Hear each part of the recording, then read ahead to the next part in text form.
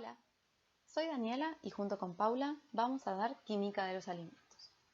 En esta clase virtual abordaremos el tema agua en los alimentos.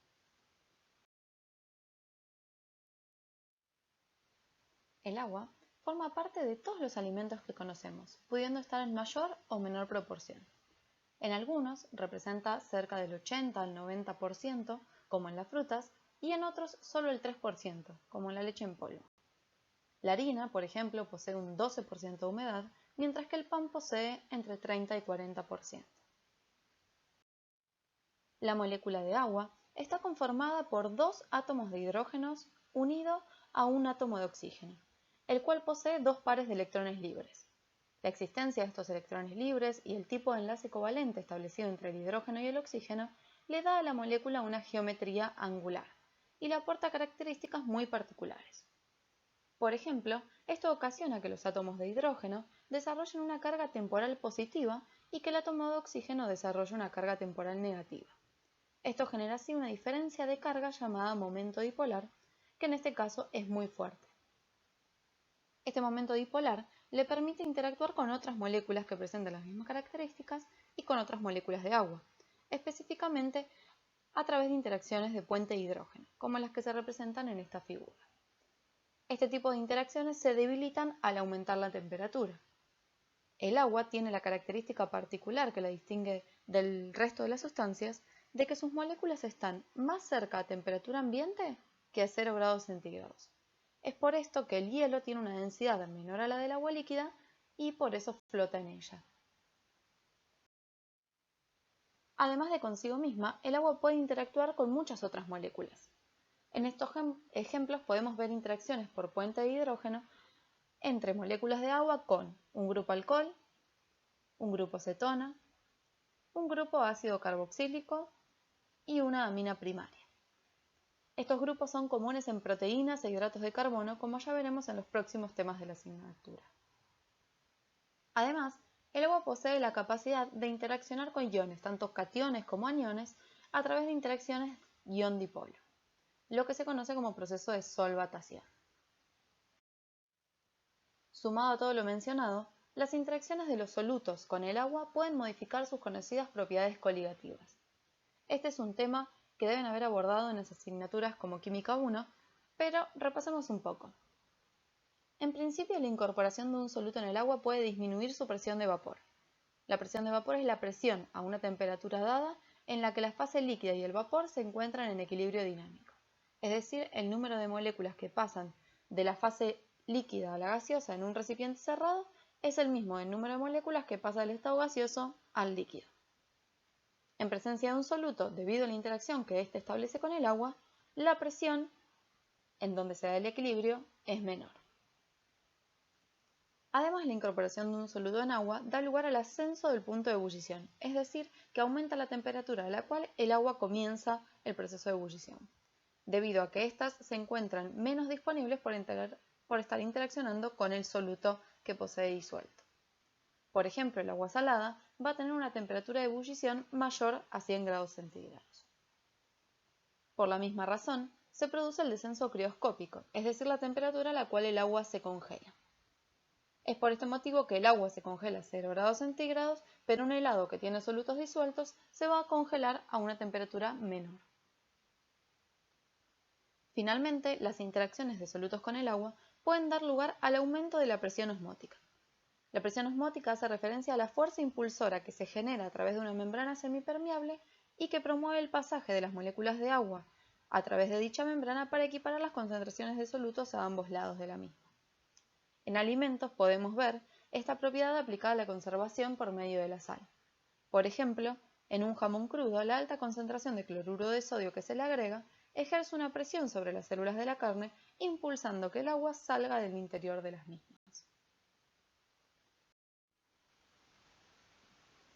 Yendo ahora específicamente a los alimentos, es importante saber que no toda el agua contenida en un alimento está distribuida de forma homogénea, sino que se distribuye diferencialmente en función de las interacciones que se establezcan con los otros componentes del alimento. Se pueden diferenciar tres tipos de aguas con comportamientos distintos. El agua monocapa, que es el agua que está interaccionando directamente con los otros componentes del alimento, sería la primera capa de contacto. el agua ligada, que es el agua unida al agua monocapa, y el agua libre, que es el agua capaz de ser congelada o fácilmente evaporada de un alimento, dado que no se encuentra comprometida en la formación de interacciones fuertes con los componentes del mismo. El contenido de agua de un alimento se puede medir como la actividad de agua o AW de Activity Water, que se expresa matemáticamente como la relación entre la presión de vapor de agua en el alimento respecto de la presión de vapor del agua pura a la misma temperatura. Este valor oscilará entre 0 y 1, 0 para un alimento sin agua libre y 1 para el agua pura.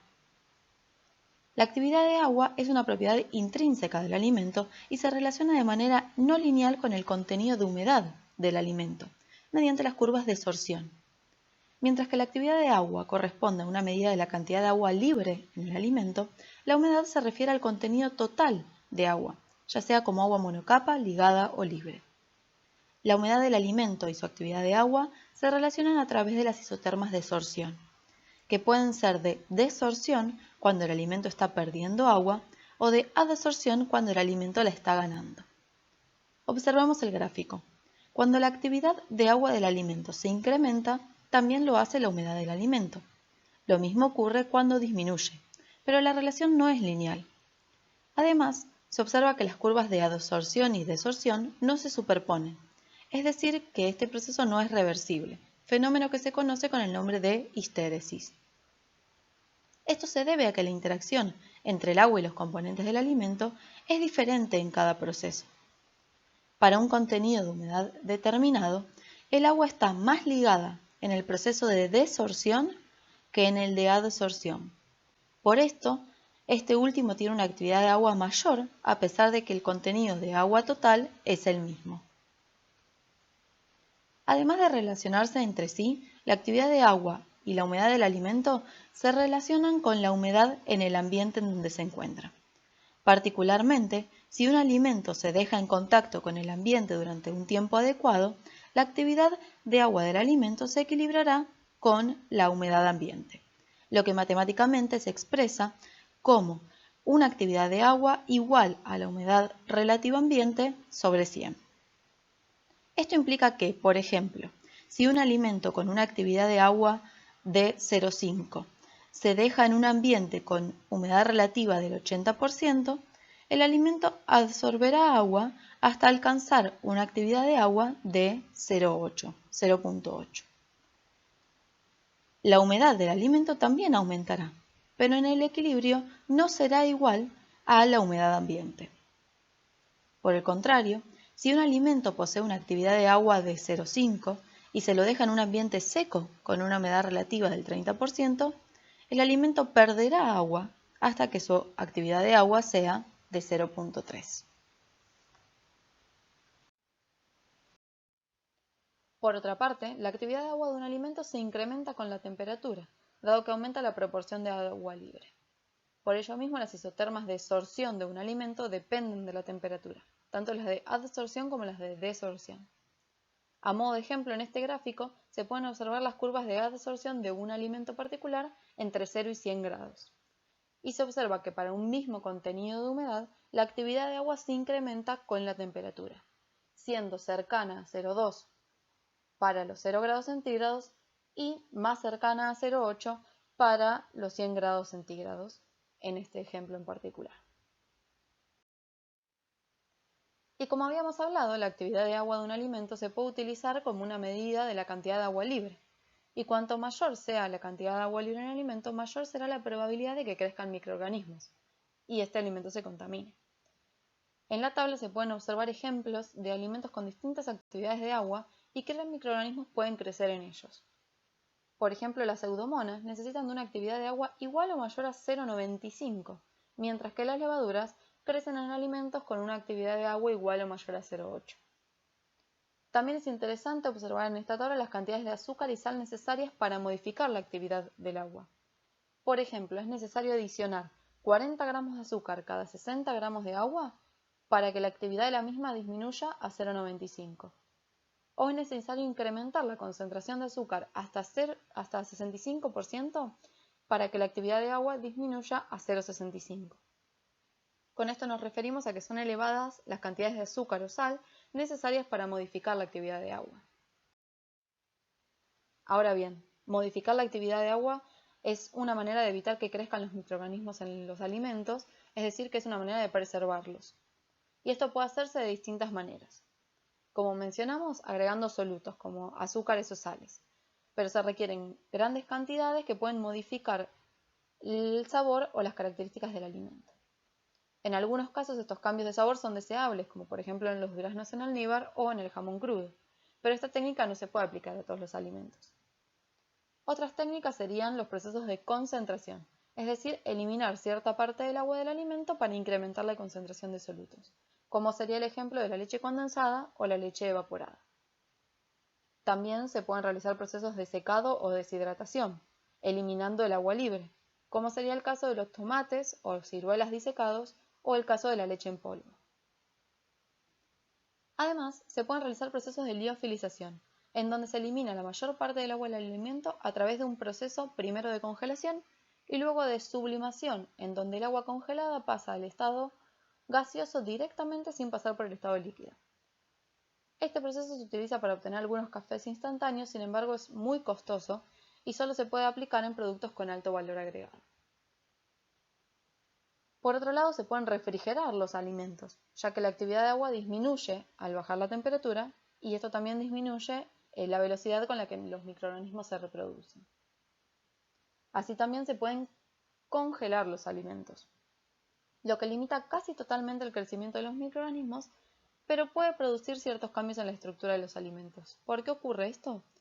Porque al congelar se forman cristales de hielo, y como habíamos visto el hielo presenta una menor densidad que el agua líquida, aumentando entre un 8 y un 10% su volumen respecto del estado líquido para una misma masa de agua. Esto da lugar a la ruptura de las estructuras en donde se encontraba almacenada el agua en ese alimento, como puede ser en el interior de las células vegetales o en las fibras musculares de la carne. De esta manera, cuando el alimento se descongela, el agua no puede quedar retenida en la estructura y se exuda. Es muy importante controlar la velocidad a la que ocurre el proceso de congelación, dado que una congelación rápida dará lugar a cristales de hielo más pequeños y dispersos en el alimento, mientras que una velocidad de congelación lenta dará lugar a la formación de un menor número de cristales pero mucho más grandes, que van a causar mayor daño en la estructura del alimento.